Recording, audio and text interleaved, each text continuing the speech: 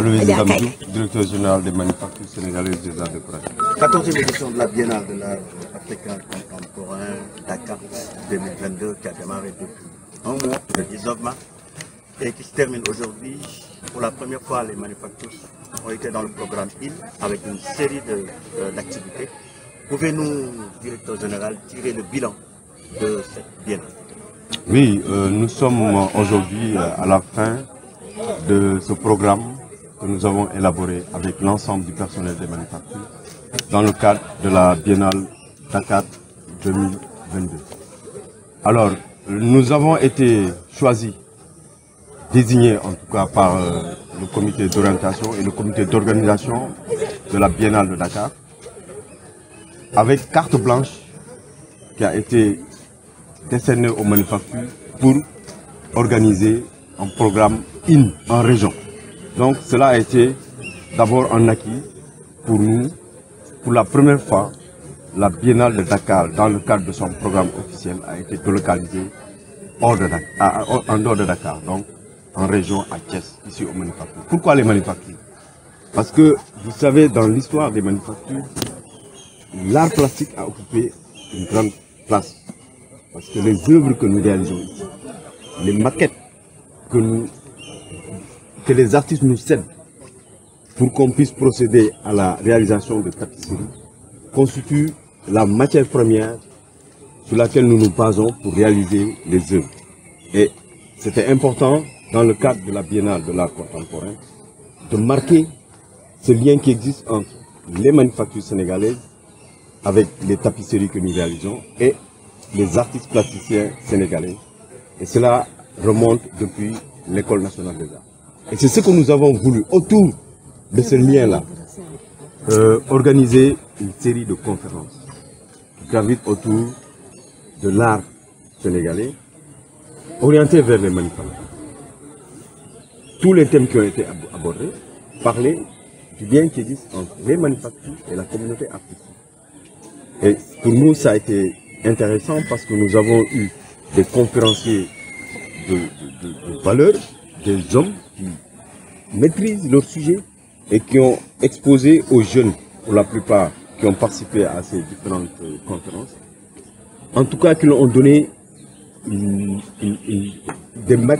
la matière pour pouvoir se documenter, savoir exactement l'art sénégalais, sur quoi ça tient, d'où est-ce que ça vient, et toutes les politiques qui ont été menées par les différents présidents du Sénégal dans le domaine de la culture et de l'art. Justement, nous avons ciblé les institutions universitaires qui sont basées à Thiès, aussi l'université Ibareka. Mais aussi, dans le cadre des visites guidées, nous avons aussi saisi les écoles pour que les jeunes qui d'habitude, au courant de l'année, viennent visiter les manufactures. Et nous, ça a été, dans le cadre de cette biennale, un volet important, faire des journées portes ouvertes pour que les jeunes Sénégalais, les jeunes Thiessois découvrent davantage leur patrimoine à travers les manufactures. Et je pense que ça a été une bonne approche qui a permis vraiment aux jeunes qui ont surtout participé aux conférences de mieux comprendre leur histoire, leur patrimoine. Vous débattez sur un thème très important, une communication autour de l'art. Qu'est-ce que cela vous inspire? Oui, parce que vous savez, l'art n'est pas donné. C'est-à-dire comprendre l'art, l'art c'est un monde un peu parlant. Et je crois que la lecture que nous devons avoir autour de ce sujet-là, c'est comment tout a pris forme. Parce que je pense que le conférencier a voyagé depuis l'Égypte pharaonique, depuis même l'homme, le premier homme, le premier foyer humain qui a existé en Afrique. Donc, il nous a expliqué comment, à partir de l'histoire du monde, à partir de la civilisation égyptienne, les mouvements qu'il y a eu et qui ont migré vers l'Afrique de l'Ouest à travers les différents empires, l'empire du Ghana, l'empire Songhai, tous ces grands empires, toutes ces grandes civilisations qui ont fondé nos foyers actuels. L'artiste a voulu partir de ces éléments-là pour nous montrer en quoi l'art africain consiste. Et je pense que ça nous a permis de mieux comprendre ce qui se fait actuellement, en lien aussi avec ce que nous avons aussi reçu de l'extérieur, parce que comme disait le Senghor,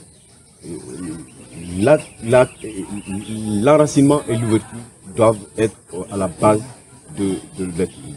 Vous avez reçu des étudiants aujourd'hui, vous en avez profité pour lancer un appel solennel, surtout que dernièrement, on a remarqué des scènes de violence, notamment dans la scène politique ou bien dans le milieu universitaire. Bon, je n'en dirai pas beaucoup parce que, vous savez, nous avons voulu, à travers cette biennale, montrer l'importance des arts et de la culture. Parce que vous savez, l'art et la culture constituent les fondamentaux qui sont à la base de l'homme. Alors, nous avons, autour de cette rencontre, les conférenciers, en ont profité aussi pour parler aux jeunes, pour qu'ils puissent davantage s'inspirer de leur patrimoine, mais aussi ne pas se laisser aller, c'est-à-dire chercher, aller à la quête du savoir, ou plutôt de s'exprimer autrement, de la manière qui n'est pas la mieux partagée. Alors, déjà, vous tirez un bilan satisfaisant de cette première participation des MSAT, mais également vous avez eu l'idée de lancer un concours. Donc, vous revenez sur ça. Bon, nous sommes aujourd'hui à la fin de ce programme qui coïncide avec la fête de la musique, le 21 juin. Donc pour nous c'est important parce que vous savez l'art est transversal. Nous nous exprimons dans le domaine de l'art visuel, des arts visuels, mais aussi la musique contribue aussi au développement de l'art au Sénégal. Alors le bilan que nous pouvons faire pour nous, pour le moment, à l'instant où nous sommes, c'est un bilan de satisfaction. Parce que ce programme que nous avons élaboré nous a permis de montrer la trajectoire que les manufactures ont connue depuis 1966, depuis que les manufactures ont été lancées. Mais aussi ça nous a permis de communiquer et de rendre visible davantage le travail qui se fait ici. Nous sommes, au départ c'était la Manufacture nationale de tapisserie en 1966 et en 1973 une loi a été votée pour créer les manufactures sénégalaises dans une optique de diversification. Et actuellement, je pense que cette biennale nous a permis de montrer au public que nous ne sommes pas là seulement pour réaliser des tapisseries qui sont des produits difficilement accessibles parce que élitistes. Mais nous sommes en train de développer d'autres ateliers où nous avons la sérigraphie, l'infographie, nous avons la céramique d'art, nous avons organisé un atelier sur l'impression du tissu, le batik.